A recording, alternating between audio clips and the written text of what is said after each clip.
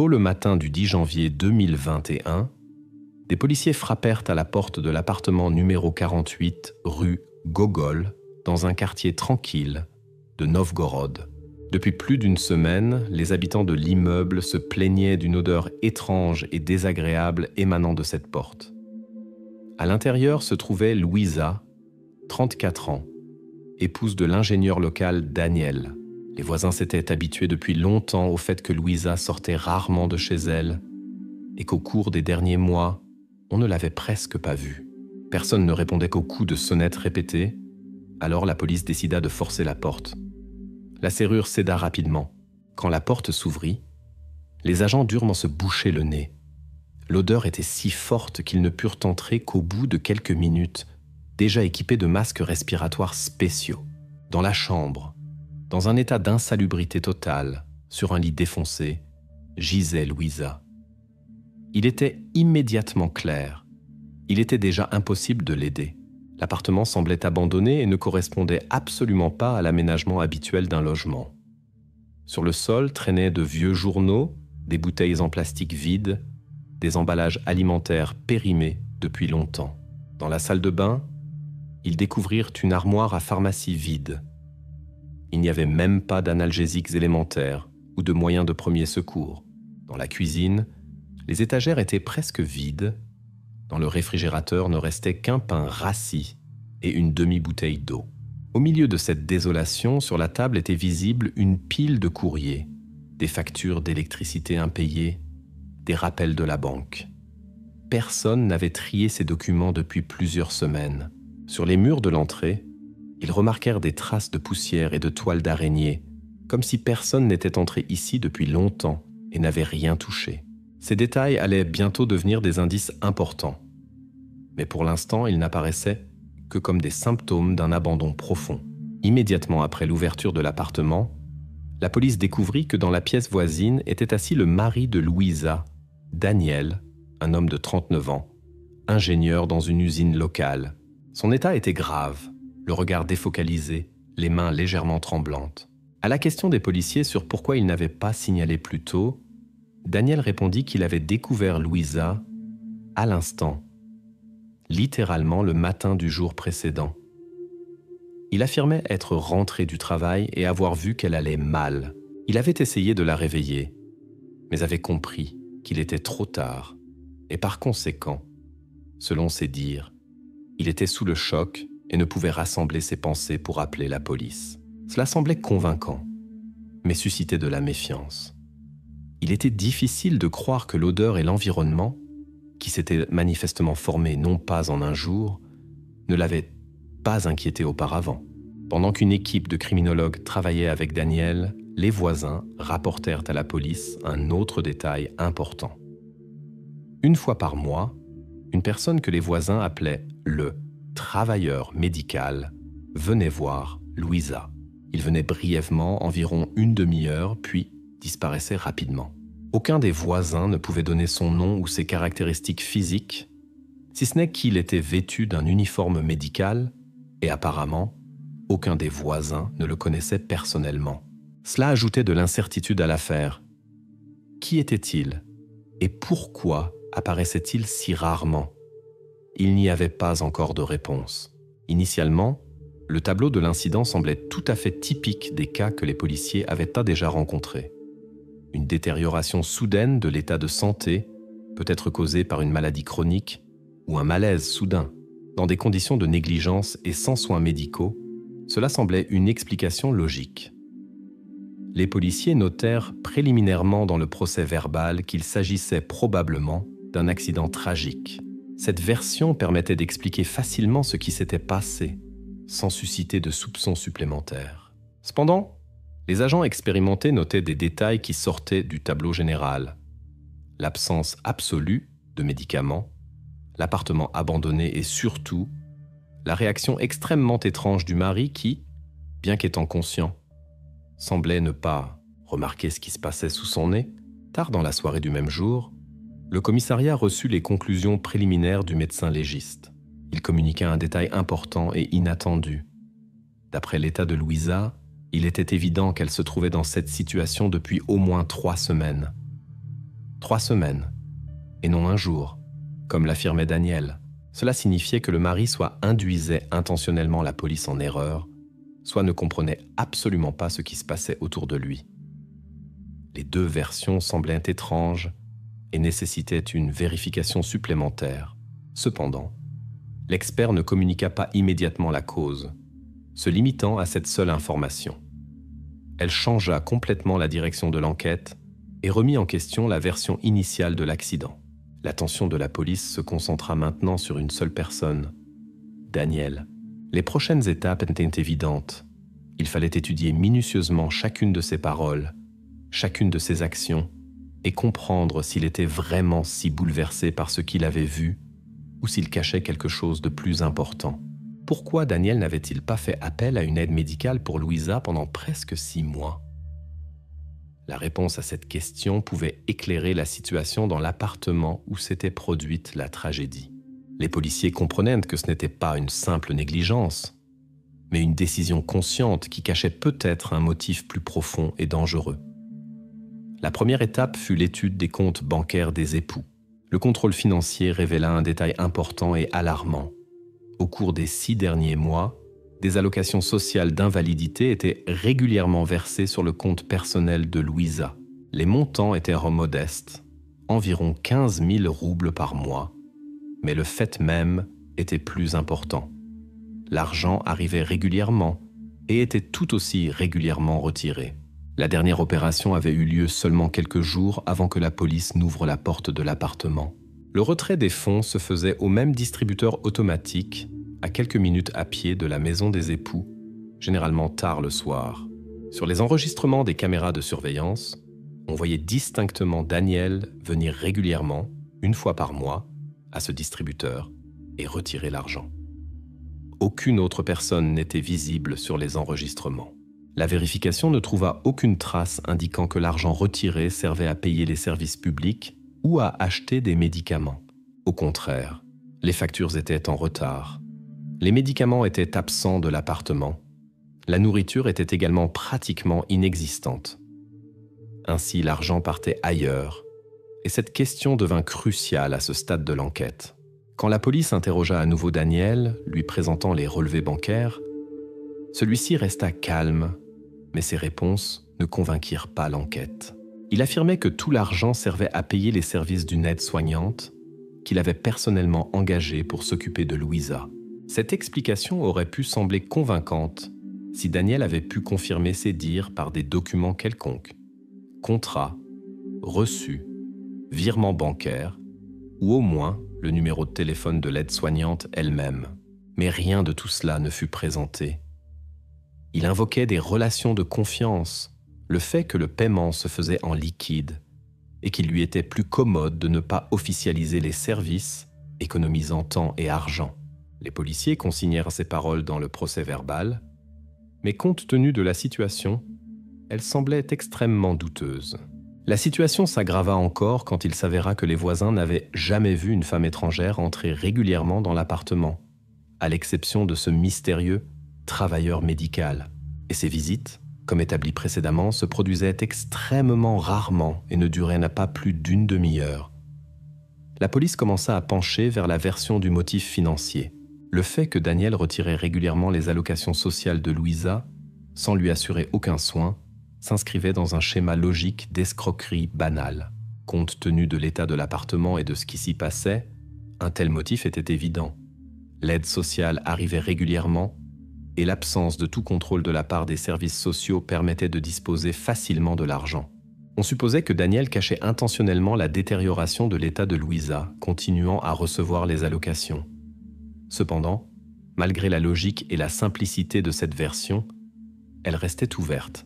Pendant que les enquêteurs rassemblaient des faits supplémentaires, la version de l'escroquerie financière semblait très probable, mais elle comportait encore de nombreuses incohérences. C'est précisément alors, quand cette version commençait déjà à sembler principale, qu'un des voisins apporta au commissariat une preuve inattendue, une photographie. Sur le cliché était immortalisée une femme ressemblant à Louisa, accompagnée d'une autre femme qui pourrait être l'aide-soignante dont parlait Daniel. La photo était datée de mars 2020, environ 9 mois avant l'ouverture de l'appartement. Ce qui était remarquable, Louisa sur la photo semblait tout à fait en bonne santé. Elle se déplaçait encore librement, tenant la main de cette femme inconnue. La photo avait été prise dans la cour de l'immeuble, devant les arbres et les entrées voisines. La police interrogea le voisin pour obtenir des détails, mais il ne put que confirmer qu'il les avait vus ensemble plusieurs fois en mars de l'année précédente.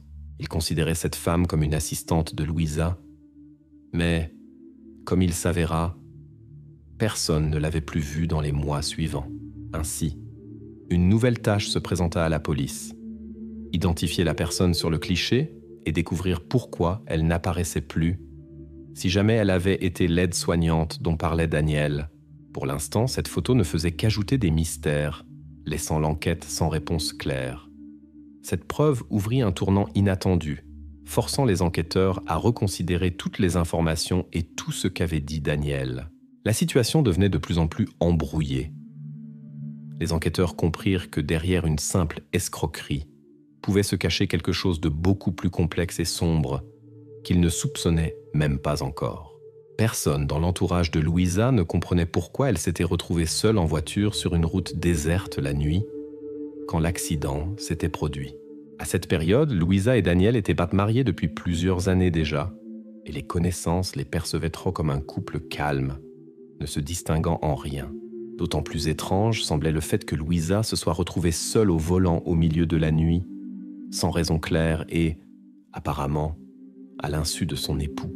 Le procès-verbal policier de l'accident enregistra la collision à la sortie de Novgorod en direction de l'autoroute de campagne vers 1h45 du matin le 10 février 2020. La voiture de Louisa, une vieille Ford Focus argentée, avait quitté la route et percuté un poteau à grande vitesse. Louisa fut transportée à l'hôpital dans un état grave, après quoi elle obtint le statut d'invalide. Dans son sang, l'alcool était totalement absent, 0 pour 1000. Ce qui confirmait l'expertise sur son état de sobriété au moment de l'incident. Cependant, l'attention des enquêteurs fut attirée par un fait important. Seulement 5 minutes avant l'accident, un appel d'un numéro inconnu était arrivé sur le téléphone portable de Louisa. L'appel était le seul de toute la soirée, mais était resté sans réponse. Qui exactement avait appelé et pour quelle raison? Il ne fut pas possible de l'établir à ce moment-là. Le numéro resta non identifié. Ce détail fut enregistré mais ne reçut pas de développement immédiatement après l'accident. Les policiers ajoutèrent simplement l'impression des appels aux matériaux de l'affaire, sans lui accorder d'importance particulière, bien qu'elle puisse jouer par la suite un rôle décisif. Lors du premier interrogatoire après l'accident, les parents de Louisa déclarèrent à la police que leur fille était sortie la nuit pour acheter des produits. Cette explication semblait douteuse dès le début. Les enquêteurs vérifièrent rapidement les faits. Les supermarchés et magasins les plus proches de la maison de Louisa ne travaillaient pas après 23 heures, ce qui contredisait manifestement les paroles des parents. La vérification des caméras de surveillance confirma que Louisa était effectivement passée devant plusieurs magasins fermés, sans même ralentir. Où elle se dirigeait réellement restait complètement incompréhensible.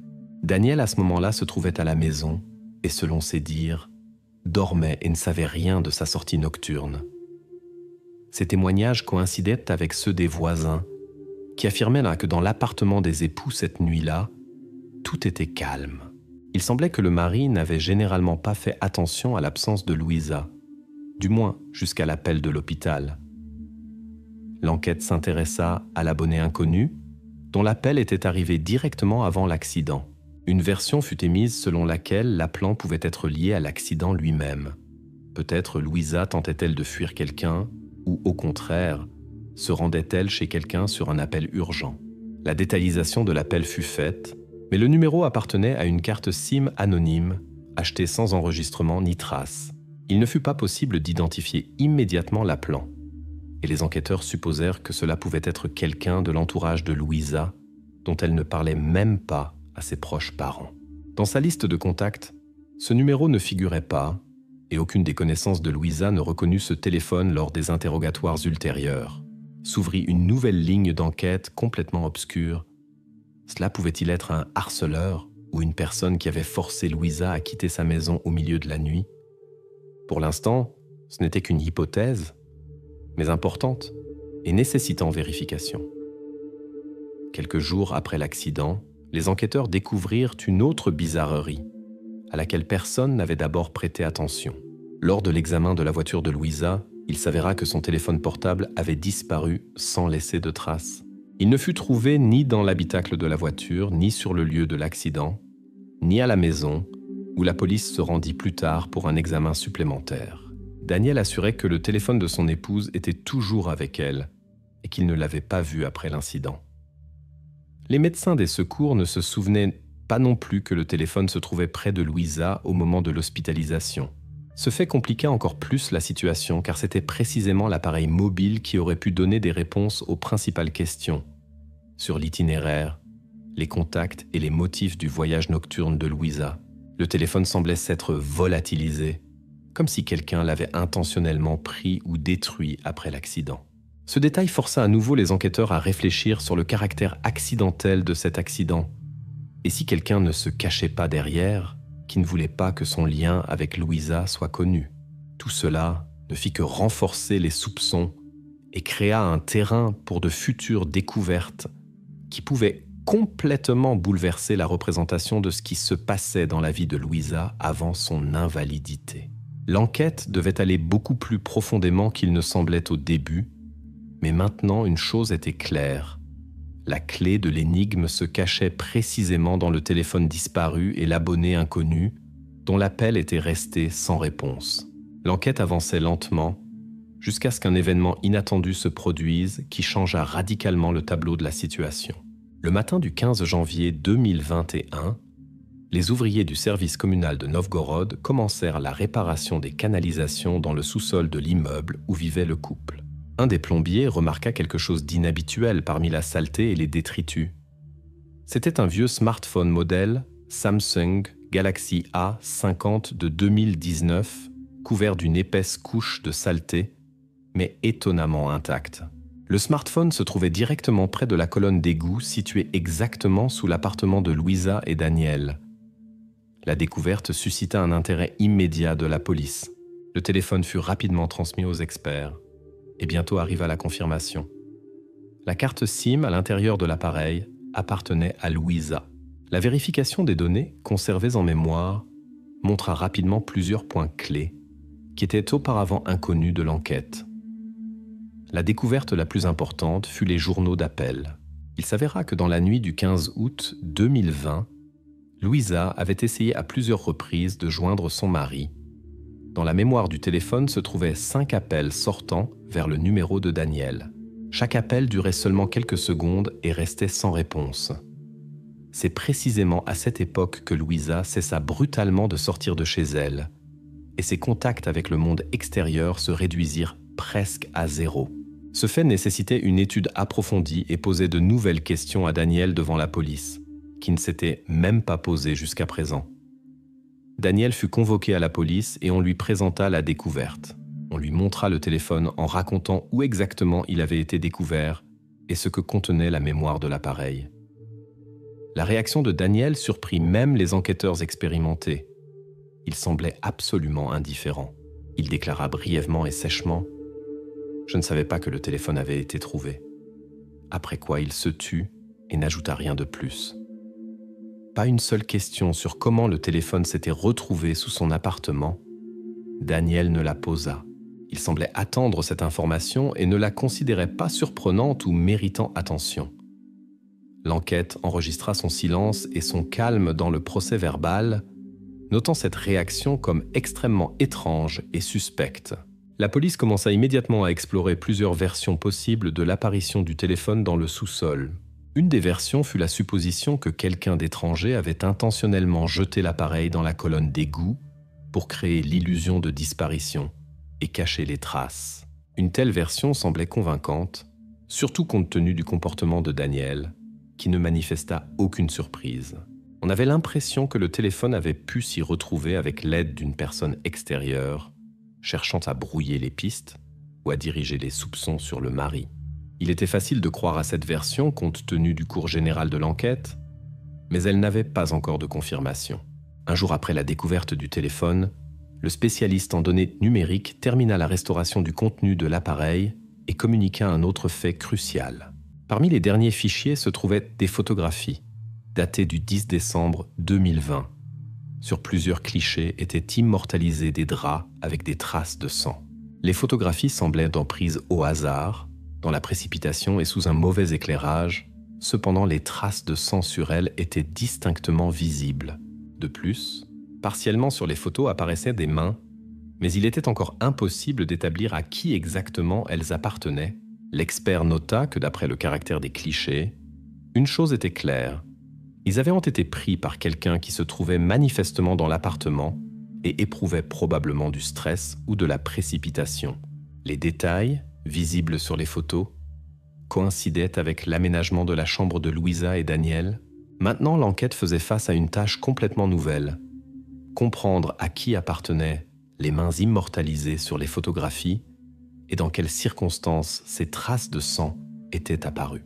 Jusqu'à ce moment, personne ne supposait même que dans l'appartement des époux avait pu se produire une situation si alarmante et importante que Louisa avait jugé nécessaire de la photographier.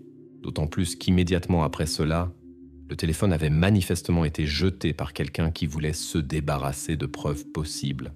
La nouvelle découverte changea l'approche de l'enquête et força les enquêteurs à complètement reconsidérer tout ce qui était connu sur les événements des derniers mois de la vie de Louisa. Quelqu'un tentait manifestement de cacher la vérité, mais maintenant la police avait un véritable indice capable de révéler le vrai tableau des événements. L'enquête approchait d'un moment clé, bien qu'il restât encore loin de la clarté. Le 18 janvier 2021, les policiers découvrent un autre détail important dans la biographie de Daniel. Il s'avère qu'il a volontairement quitté son travail exactement une semaine avant le jour où Louisa n'a plus été. Daniel avait travaillé comme ingénieur dans l'entreprise locale pendant plus de 8 ans et sa décision de partir semblait étrange à tous ceux qui le connaissaient professionnellement. Maintenant, les enquêteurs devaient comprendre comment était liée la démission de Daniel et ce qui s'était passé dans l'appartement des époux une semaine plus tard. Lors de l'interrogatoire des employés de l'entreprise, il s'avéra que les derniers mois, Daniel se plaignait constamment d'une situation financière difficile qu'il appelait « gouffre économique ». Il parlait à plusieurs reprises à ses collègues de dettes croissantes qui dépassaient déjà 700 000 roubles, environ 8 000 euros. Dans les dossiers du service RH de l'entreprise était conservé un entretien où Daniel mentionnait que ses obligations financières étaient devenues trop lourdes. Les collègues confirmèrent qu'il semblait souvent déprimé et évitait la communication personnelle. Malgré cela, la démission fut inattendue pour tous. Les anciens collègues étaient convaincus que c'était précisément les dettes qui l'avaient forcé à changer radicalement de vie et à refuser un salaire stable. Daniel fut à nouveau convoqué pour un entretien. À la question de l'enquêteur sur la raison de son départ du travail, il répondit brièvement et simplement « J'étais fatigué ». Daniel ne donna pas d'autres explications. Pour vérifier ses paroles et son comportement dans la période après la démission, l'enquête étudia les logs du fournisseur d'accès Internet. Il devint bientôt clair que dans les dernières semaines avant la tragédie, Daniel ne sortait pratiquement pas de chez lui, passant 10 heures et plus quotidiennement dans un jeu en ligne. L'adresse IP et les heures de connexion confirmaient complètement son alibi. Il se trouvait effectivement à la maison. Mais cette information était à double tranchant. La présence dans l'appartement n'excluait nullement qu'il pouvait voir et savoir tout ce qui se passait avec Louisa, restant en même temps complètement indifférent. La partie suivante de l'enquête ferma une des suspicions précoces. L'expertise financière montra que les allocations sociales de Louisa, que Daniel retirait régulièrement, n'étaient pratiquement pas dépensées. L'argent restait inutilisé. Il n'allait ni au remboursement des dettes, ni aux dépenses domestiques, ni à l'achat de médicaments ou de nourriture. En résultat, la version de l'escroquerie financière, qui semblait évidente auparavant, fut officiellement rejetée. L'argent n'était pas le motif de ce qui se passait dans l'appartement, et cela confirmèrent les comptes bancaires. Les dettes étaient effectivement importantes, mais Daniel n'entreprit aucune tentative de les rembourser avec l'argent de Louisa. Les experts s'étonnaient, observant comment les fonds traînaient simplement sans aucune utilisation. Sur fond de ces nouvelles données, l'expertise forensique de l'appartement attira une attention particulière. Les spécialistes étudièrent la couche de poussière et autres micro-éléments accumulés dans la chambre des époux. Les résultats stupéfièrent même les enquêteurs expérimentés. La couche de poussière et les restes de particules organiques montrèrent que le linge de lit sur le lit de Louisa n'avait pas été changé pendant au moins 4 mois. La dernière fois que le linge avait été refait remontait à la mi-septembre 2020. Cette découverte indiquait directement qu'aucun soin pour Louisa n'avait cessé à partir de ce moment et que sa situation était devenue complètement ignorée par son mari. Poussière, saleté, traces d'absence d'hygiène, tout cela confirmait l'abandon complet de la chambre. Daniel continuait à se trouver à la maison, jouant aux jeux informatiques, mais n'accordait absolument aucune attention à ce qui se passait dans la pièce voisine. Pourquoi il n'avait pas appelé de médecin ou n'avait pas demandé d'aide restait incompréhensible. Cependant, les enquêteurs ne se précipitaient pas avec les conclusions, enregistrant clairement seulement une chose. La situation était encore plus complexe et embrouillée qu'il ne semblait au début. Maintenant, la police comprenait seulement que Daniel ne poursuivait manifestement pas d'objectifs financiers et très probablement n'était pas motivé exclusivement par les dettes. Mais sa passivité et son inaction complète pendant plusieurs mois semblaient inexplicables. Cela transformait l'enquête en tentative de révéler les motifs personnels profondément cachés d'un homme qui semblait consciemment fermer les yeux sur la détérioration de l'état de Louisa. L'enquête continuait d'avancer, laissant derrière elle de plus en plus de questions et de moins en moins de réponses claires. Les experts et enquêteurs comprenaient moins que l'indice suivant ou l'interrogatoire suivant pouvait s'avérer décisif. Le temps passait et la police n'était sûre que d'une chose. Elle ne comprenait pas encore complètement quel genre d'homme se trouvait devant elle et ce qu'il cachait exactement, jouant au jeu en ligne, pendant que sa femme perdait la possibilité de bouger et de recevoir de l'aide. L'enquête, semblait-il, s'enlisait progressivement jusqu'à ce qu'apparaisse soudain un nouveau témoin. Carmen, voisine du couple, qui jusqu'à ce moment évitait la communication avec la police, décida de rompre son silence. La femme raconta des événements qui pouvaient changer radicalement le tableau de ce qui se passait dans l'appartement de Louisa et Daniel encore en août 2020. Alors elle avait entendu pour la première fois des cris de l'appartement voisin, une voix féminine distincte, appartenant manifestement à Louisa. Lors de la vérification du témoignage de Carmen, la police saisit et étudia la correspondance de la femme dans le Messenger WhatsApp. Les messages restaurés montraient clairement que le 1er août 2020, Carmen écrivait à son ami la phrase « Ils se disputent encore ». L'ami demandait qui exactement se disputait, à quoi Carmen répondait directement « Les voisins ». La femme crie déjà pour le 2e soir d'affilée. Ces messages furent envoyés vers 23h15 du soir. Ainsi, le fait du conflit ou d'un autre événement dans l'appartement de Louisa était confirmé indépendamment des paroles de Carmen elle-même. La femme expliqua qu'elle n'avait pas signalé plus tôt car elle ne voulait pas s'immiscer dans les affaires d'autrui, d'autant plus que les cris avaient cessé d'eux-mêmes au bout de quelques jours.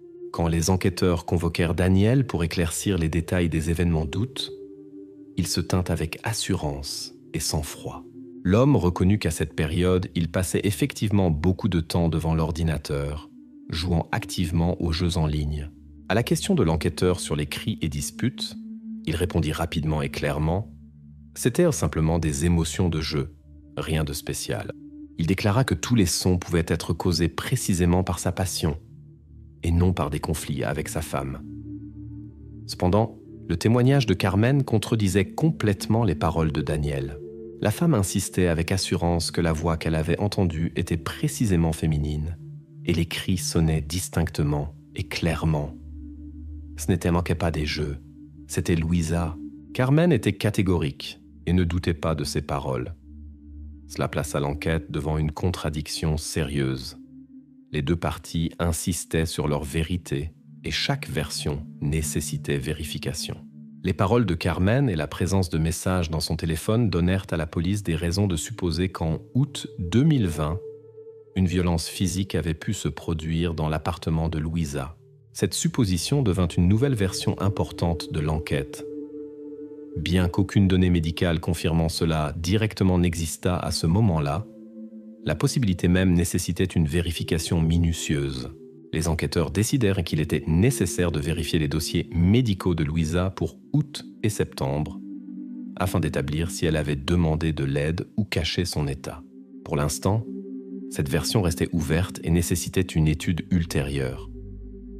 2 jours après le témoignage de Carmen, la police demanda des données à la société de gestion de l'immeuble où vivaient Louisa et Daniel. Parmi les enregistrements fut découvert un autre détail étrange qui pouvait avoir un rapport avec les événements d'août. Le 3 août 2020, un des habitants de l'étage inférieur déposa une plainte auprès de la société de gestion, signalant que du balcon des époux coulait de l'eau pendant plusieurs heures. Les employés de la société se rendirent sur place et constatèrent une façade mouillée, mais ne découvrirent plus le problème lui-même. La porte de l'appartement était fermée, personne ne répondit aux coups de sonnette et l'incident fut attribué à la négligence des habitants. Maintenant, la police se demandait si la fuite d'eau ne pouvait pas être non pas un accident, mais une tentative intentionnelle de cacher ou masquer le bruit, les cris ou les traces d'un événement qui s'était produit dans l'appartement. Le moment de la plainte coïncidait suspicieusement avec les dates indiquées par Carmen dans sa correspondance. Les soupçons ne firent que se renforcer. Il devenait évident que les événements d'août nécessitaient une étude plus détaillée et pouvaient devenir la clé de la révélation de toute la tragédie ultérieure. Les enquêteurs commencèrent à préparer des demandes aux établissements médicaux, espérant obtenir des données précises sur l'état de Louisa pendant cette période. Ils espéraient que ces documents pourraient confirmer ou infirmer les suppositions sur la violence qui avait pu avoir lieu dans l'appartement du couple, bien avant que Louisa ne cesse de sortir de chez elle. La compréhension des événements d'août 2020 semblait maintenant vitalement importante pour finalement démêler l'écheveau de contradictions et de circonstances étranges qui entouraient les derniers mois de la vie de Louisa. Le 1er février 2021, l'enquête reçut inopinément une information qui remettait en question toute la logique des événements des derniers mois de la vie de Louisa. Les employés du service de livraison de produits médicaux fournirent à la police des données sur les commandes payées par la carte bancaire de Daniel. Dans la liste, du matériel consommable spécial pour patients alités, draps jetables, articles sanitaires, gants. Cependant, pour une raison étrange, l'adresse de livraison dans ces commandes ne coïncidait pas avec l'appartement du couple. Toutes les commandes furent livrées à l'adresse d'une rue complètement différente, à plusieurs kilomètres du lieu de résidence de Daniel et Louisa. Cela semblait, pour le moins, suspect. La police convoqua pour interrogatoire le coursier qui livrait régulièrement ses marchandises. Le jeune homme se souvenait bien des détails. La destinataire des commandes était chaque fois une femme âgée qu'il décrivit très précisément. La femme ne se présentait jamais, acceptait toujours la commande en silence, ne posait pas de questions et ne transmettait le colis à personne d'autre. Le coursier n'avait jamais vu Daniel et n'avait jamais entendu parler de lui. La destinataire n'était pas enregistrée à l'adresse indiquée et les habitants de l'immeuble ne la connaissaient pas non plus. Son identité restait une énigme et cette circonstance nécessitait une vérification immédiate par l'enquête. Quand Daniel fut à nouveau convoqué à la police et qu'on lui présenta ses faits, sa réponse fut brève et laconique.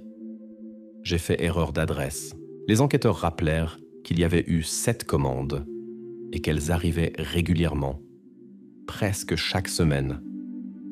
7 erreurs identiques d'affilée semblaient impossibles, même par hasard. De plus, Daniel ne répondit pas pourquoi il ne récupérait pas les commandes lui-même et pourquoi il n'avait jamais averti les services sociaux ou les services de livraison de cette étrange erreur. La police nota immédiatement cette incohérence, soupçonnant que derrière l'explication simple se cachait une décision consciente. Simultanément, la police termina la vérification du numéro de téléphone d'où Louisa avait reçu le dernier appel avant l'accident en février 2020. Le numéro mena l'enquête à cette même femme âgée qui recevait les produits médicaux. Il s'avéra que c'était une ancienne infirmière, vieille amie de la famille de Louisa. La femme expliqua calmement et avec assurance qu'elle avait effectivement appelé Louisa avant l'accident, voulant simplement savoir comment elle allait. Son explication semblait plausible, d'autant plus que l'enquête n'avait aucune autre donnée sur son lien avec la tragédie. Ainsi, la version selon laquelle Louisa pouvait être poursuivie par un abonné inconnu fut officiellement fermée. Cependant, l'interrogatoire de l'infirmière ne s'arrêta pas là. La femme avoua un autre fait important, qu'elle avait gardé secret jusqu'à présent. En août 2020, déjà après que Louisa eut pratiquement cessé de sortir de chez elle, elle avait appelé Daniel et lui avait directement recommandé de faire appel à une aide médicale et avait même insisté sur l'hospitalisation de Louisa. L'état de Louisa l'inquiétait et elle, en tant que spécialiste expérimentée, voyait la nécessité de soins professionnels. La réaction de Daniel à sa proposition fut brusque et catégorique. Il refusa immédiatement, déclarant qu'il maîtrisait tout et qu'il n'avait besoin d'aucune aide. Maintenant s'ouvrait devant l'enquête un nouveau côté encore plus sombre du comportement de Daniel. Il n'évitait pas simplement l'aide médicale pour sa femme, il la refusait consciemment, même quand elle était proposée par des proches et des spécialistes. En combinaison avec les commandes de matériel consommable qui n'arrivaient jamais dans l'appartement, cela semblait étrange et suspect. Les enquêteurs se demandèrent à nouveau quel motif poussait réellement l'homme. La clarté devenait de plus en plus illusoire et les actions de Daniel de plus en plus énigmatiques. Les faits indiquaient qu'il comprenait à quel point l'état de Louisa était sérieux, mais qu'en même temps il évitait intentionnellement l'intervention de personnes extérieures. L'enquête nota ce détail comme crucial et décida de se concentrer précisément sur lui dans les étapes ultérieures de l'enquête. La police enregistra officiellement les nouveaux témoignages avec l'intention de découvrir quelles raisons exactement forçaient Daniel à se comporter si étrangement et à cacher la vraie situation. Les réponses à ces questions pouvaient devenir un moment tournant de l'enquête et donner la clé de la compréhension de ce qui se passait réellement dans l'appartement des époux. Vers la mi-février, l'enquête commença à comprendre que la clé des événements se trouvait non seulement dans les faits, mais aussi dans la personnalité de Daniel lui-même. Pourquoi l'homme, qui auparavant ne suscitait aucun soupçon chez son entourage, pouvait-il consciemment fermer les yeux sur l'état qui se dégradait de sa propre femme? Les réponses se trouvaient dans le portrait psychologique du suspect que les experts présentèrent à la police le matin du 10 février 2021. Dans la conclusion figurait des signes d'épuisement émotionnel profond et de dépression grave. Mais justifiait-il ce qui s'était passé? Pour comprendre ce qui se passait dans la tête de Daniel, l'enquête demanda les logs des chats de jeu où le suspect passait la majeure partie de son temps depuis l'automne 2020. Dans les correspondances de décembre 2020 furent trouvés des messages alarmants envoyés par lui à d'autres joueurs. Parmi les phrases se trouvait « Je veux disparaître »,« Il n'y a plus de sens »,« Tout autour est trop compliqué ». De tels messages apparaissaient régulièrement, parfois plusieurs fois par jour. Le langage sec et impartial des rapports d'enquête ne laissait pas de place aux émotions, mais indiquait des signes évidents d'état psychique instable du suspect. Cela a été confirmé par une expertise psychologique indépendante, bien qu'elle ne supprimât pas en soi les questions sur les motifs de son comportement. Un nouveau détail émergea lors de la procédure standard de vérification des biens du couple. Les documents notariaux, officiellement inscrits au registre, confirmèrent qu'exactement un mois avant la tragédie, Daniel avait légué l'appartement qui lui appartenait à son père. Quand les enquêteurs demandèrent à Daniel les raisons d'une telle décision, il répondit calmement et brièvement « C'était nécessaire ». Il n'approfondit pas les détails, ne manifesta aucune inquiétude et ne posa aucune question en retour. Il semblait lui être complètement indifférent quelle conclusion l'enquête tirerait de cette information. Les documents étaient absolument légaux et le fait du transfert de propriété au nom du père du suspect était enregistré officiellement. Mais pourquoi Daniel en avait-il eu besoin précisément à cette période restait incompréhensible. Ces circonstances donnèrent lieu à l'émergence d'une nouvelle version de l'enquête, qui au premier regard semblait plausible. Peut-être Daniel planifiait-il de mettre fin à ses jours.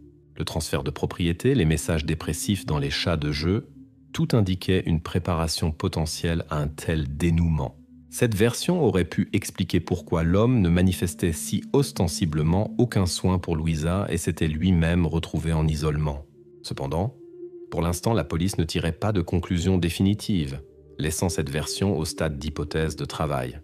Elle était commode, mais trop superficielle, et les enquêteurs comprenaient que cela pouvait être seulement une tentative du suspect de détourner l'attention de sa vraie responsabilité.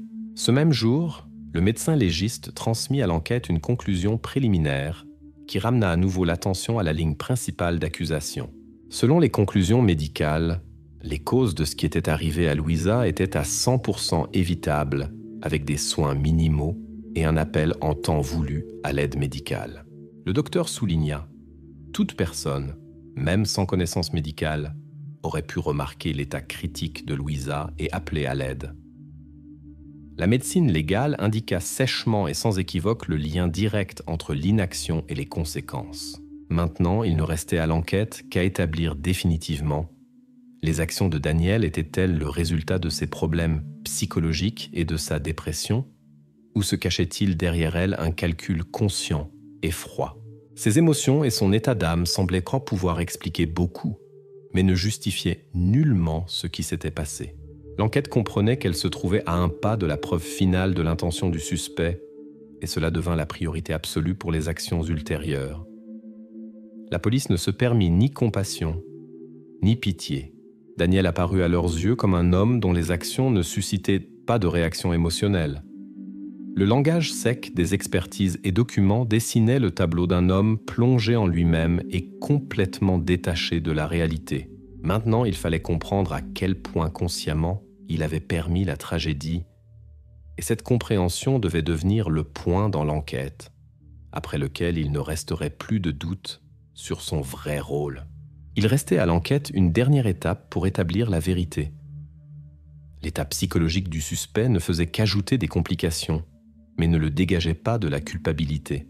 Les faits, rassemblés à cette étape, étaient extrêmement convaincants, et les enquêteurs étaient sûrs. Le vrai tableau de ce qui s'était passé s'ouvrirait très bientôt. Au 15 septembre 2020, Louisa se trouvait sous surveillance officielle de travailleurs médicaux à domicile.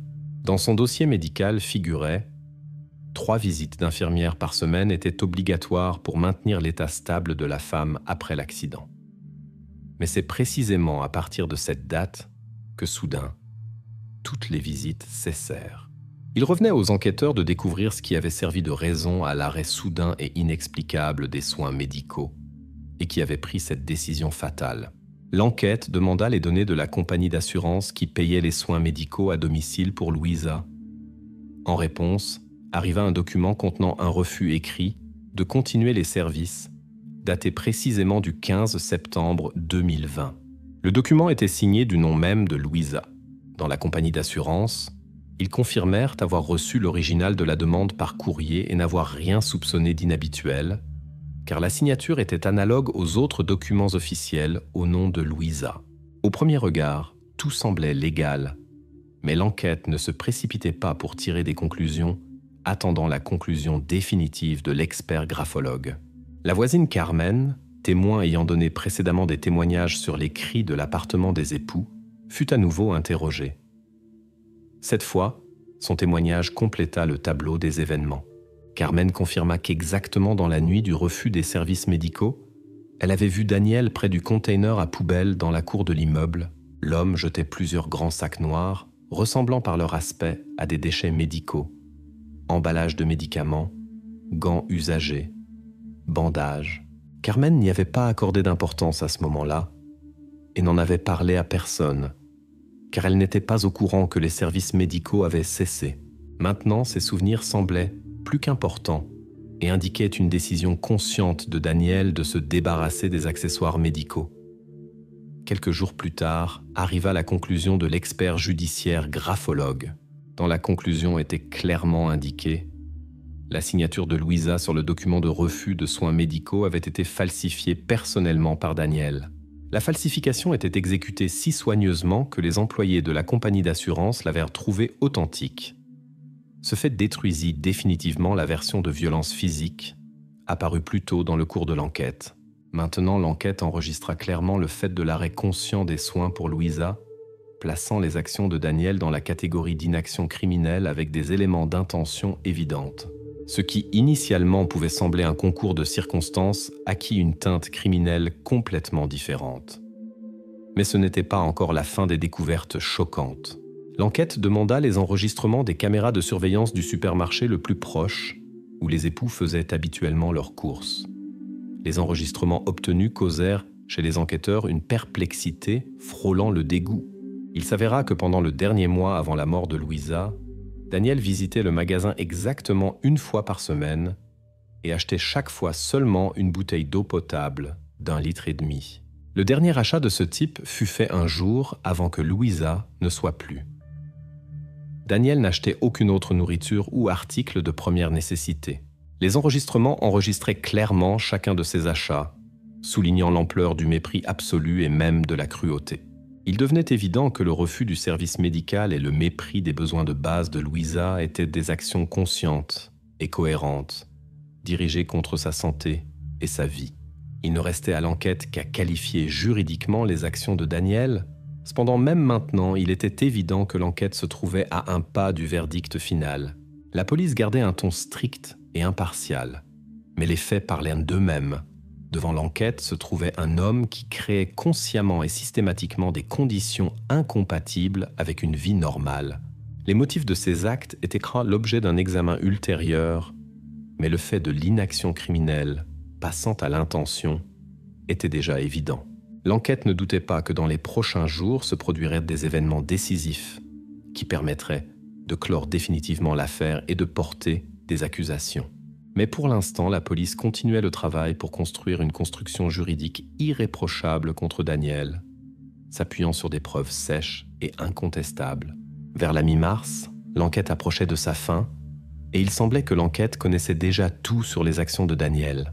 Mais au moment où l'affaire était presque transmise au tribunal, au commissariat vint le voisin retraité Pablo, précédemment considéré comme un témoin insignifiant et depuis longtemps retiré de la liste des figures actives de l'affaire.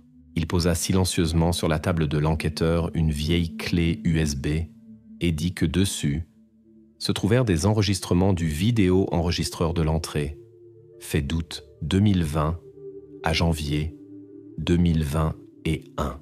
Ces enregistrements pouvaient devenir la dernière et définitive preuve contre Daniel. L'étude des enregistrements prit plusieurs jours, mais les résultats s'avérèrent stupéfiants dans leur simplicité et leur cruauté. La caméra, installée au-dessus de la porte d'entrée de l'immeuble, enregistrait absolument toutes les entrées et sorties des habitants, y compris Daniel. Selon les matériaux vidéo, le suspect sortait de l'appartement en moyenne pas plus de 2 fois par semaine, toujours brièvement, et, le plus important, ne revenait jamais avec des sacs de produits ou d'autres choses nécessaires pour s'occuper d'une personne alitée. De plus, toutes les sorties de Daniel étaient clairement enregistrées par jour et heure, excluant complètement la possibilité de visites secrètes ou non enregistrées de services de livraison ou de personnes extérieures. Au tribunal, les avocats de Daniel tentèrent de contester ces enregistrements, affirmant que tous les produits et médicaments nécessaires étaient régulièrement livrés par des services de coursiers. Et c'est pourquoi on ne voyait pas sur la vidéo Daniel rapporter quelque chose à la maison.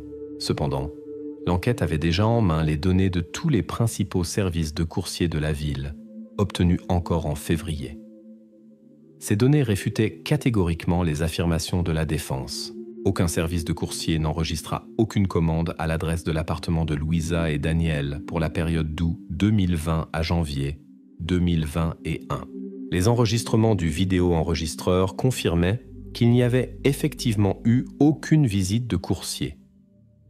La défense se trouva dans une position difficile, et cet argument fut rapidement rejeté par le tribunal. À cette étape, l'enquête reçut aussi la conclusion du psychiatre judiciaire concernant l'état de Daniel. La conclusion de l'expertise était sans équivoque et claire. Le suspect était pleinement responsable. Aucun signe de trouble psychologique excluant la responsabilité des actions n'était détecté. De plus, le psychiatre indiqua directement que la version d'une possible préparation du suspect au suicide n'avait aucun fondement. L'enquête ferma officiellement cette fausse piste, se concentrant définitivement sur l'inaction criminelle de Daniel comme version principale de l'affaire. Mais au moment où il semblait que le verdict était déjà pratiquement prononcé, la défense fit un pas complètement inattendu et extrêmement controversé. Au tribunal, l'avocat de Daniel déclara soudain que Louisa avait soi-disant elle-même demandé à son mari de ne pas prolonger ses souffrances. La défense ne fournit aucune preuve écrite ou audio, seulement la déclaration orale de Daniel lui-même, qui insistait que c'était la dernière volonté de Louisa. La salle d'audience plongea dans un lourd silence quand la défense misa sur cet argument, comprenant que l'enquête n'avait pas de preuves directes réfutant de telles paroles. Cela pouvait compliquer le processus judiciaire, créant une résonance émotionnelle et remettant en question les motifs du comportement de Daniel. L'enquête comprenait que cet argument inattendu de la défense nécessitait une réfutation claire, qui ne pouvait être obtenue que lors de la révélation finale au procès. Maintenant, le parquet devait se préparer à l'étape décisive du processus, pour prouver sans équivoque que les paroles de Daniel n'étaient en qu'une tentative d'éviter la responsabilité et non le vrai désir de sa femme. Cependant, même en l'absence de preuves écrites, le parquet avait en main une masse d'indices indirects mais convaincants, montrant l'inaction systématique et consciente de Daniel ayant mené à la tragédie. Le processus judiciaire entrait dans sa phase finale, où chaque mot, chaque témoignage et chaque indice avait une importance décisive pour l'issue de l'affaire. Maintenant, il restait à attendre la dernière audience où l'enquête devait complètement démasquer le suspect et prouver ses vrais motifs. L'enjeu était la justice et la fin était déjà proche. La salle d'audience est pleine. Le 10 avril 2021, dans cette pièce tranquille et fraîche, rue Usticia à Novgorod, se termine l'audition d'une des affaires les plus étranges et embrouillées des dernières années. Le juge se lève et lit la décision finale. L'accusé Daniel est reconnu coupable de causer intentionnellement la mort de Louisa, sa femme, par inaction consciente et cohérente. Le tribunal a établi que c'était précisément Daniel qui avait arrêté les soins médicaux pour Louisa, avait personnellement falsifié sa signature dans les documents officiels, avait caché aux voisins ce qui se passait dans l'appartement et avait intentionnellement induit en erreur les services sociaux, créant l'apparence de bien-être. Les actes sont qualifiés selon l'article 138 du Code pénal d'Espagne, meurtre par inaction criminelle. Dans les matériaux judiciaires, les experts exclurent complètement la version de mort naturelle. L'autopsie et l'expertise médico-légale du 20 janvier 2021 prouvèrent que la seule cause de ce qui s'était passé était l'épuisement grave et les escarres infectés. Les médecins légistes déclarèrent avec assurance « Des soins médicaux minimaux auraient complètement prévenir la tragédie ». L'analyse des données financières révéla que pendant plusieurs mois, Daniel retirait régulièrement les allocations sociales destinées à Louisa, mais ne les utilisait pas à leur destination. L'argent n'était pas dépensé en médicaments, nourriture ou accessoires médicaux, et restait simplement dans l'appartement. La signature de Louisa sur les documents annulant les soins réguliers de l'infirmière fut catégoriquement reconnue comme falsifiée par l'expertise graphologique. Les résultats de cette expertise devinrent l'élément clé de l'accusation et la confirmation des actions conscientes de Daniel. Les matériaux vidéo et les données des systèmes numériques de surveillance confirmèrent aussi complètement la version de l'accusation. Les soins étaient minimaux, les produits n'étaient pratiquement pas achetés, les services de livraison n'étaient pas du tout utilisés. Ces circonstances rendirent les arguments de la défense inconsistants et complètement détruits lors du procès. Quand le juge commença à lire les lignes finales du verdict, Daniel rompit inopinément le silence et s'adressa bruyamment à la salle, tentant de reporter la faute sur les services sociaux et les structures municipales qui n'avaient, soi-disant pas, assuré les soins appropriés pour Louisa. Mais ces paroles furent instantanément interrompues par la voix du juge, qui rappela à l'accusé que toute la responsabilité de ce qui s'était passé reposait exclusivement sur lui. La voix du juge sonnait sèchement, avec assurance et sans émotion. Suivit une courte pause, après laquelle fut annoncé le châtiment définitif. Daniel est condamné à 15 ans de privation de liberté. Le verdict retentit clairement et sans équivoque, sans explication ni commentaire supplémentaire. Daniel se tut, ne prononçant plus un mot. Les huissiers s'approchèrent de l'accusé et sans aucune émotion sur le visage le firent sortir de la salle. La porte se ferma derrière eux, le brouhaha dans la salle s'éteignit, les microphones furent éteints et le silence devint absolu. Ainsi se termina l'histoire qui avait tenu en haleine les habitants de la ville et les enquêteurs pendant plusieurs mois d'affilée. Maintenant, à l'issue de cette affaire, les enquêteurs pouvaient dire avec assurance qu'était établi et confirmé complètement. Le mécanisme de ce qui était arrivé à Louisa était complètement révélé et ne suscitait pas de doute. Les fausses versions qui auraient pu embrouiller l'enquête sur la mystérieuse aide-soignante, le persécuteur inconnu et la supposée autodestruction de Daniel lui-même furent définitivement fermées et complètement exclues. La qualification juridique des actions de l'accusé était déterminée définitivement et sans droit de révision. Mais même après le procès, resta une circonstance qui n'est toujours pas révélée officiellement et restera probablement à jamais sous le sceau de l'inconnu. Les raisons pour lesquelles Daniel ne fit jamais appel à l'aide médicale et choisit consciemment la voie de l'inaction complète restèrent à son secret personnel. L'enquête et le tribunal purent prouver le fait même du crime, mais pas les motifs qui guidaient Daniel. Pourquoi il ne fit pas le pas le plus simple et ne permit pas à Louisa de recevoir de l'aide? Personne ne l'expliqua. Cette partie de l'histoire reste cachée et restera peut-être à jamais sans réponse.